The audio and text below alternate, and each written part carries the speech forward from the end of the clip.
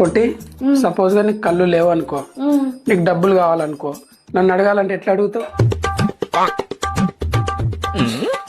ఇప్పుడు నీ కళ్ళు లేవు కదా, నీకు ఆకలి అవుతుంది, నా దగ్గర వచ్చి అన్నం అడగాలి, ఎట్లా అడుగుతావు? సూపర్.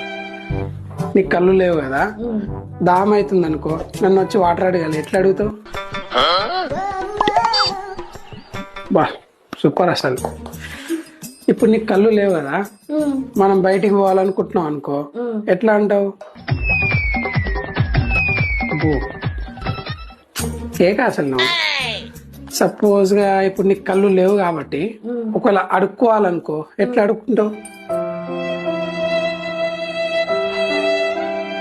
బాబా కాదు, ఇప్పుడు నీకు కళ్ళు లేవన్నా నేను, నోరుంది కదా, మరి మూగదాన్ని ఎందుకు చేస్తున్నావు?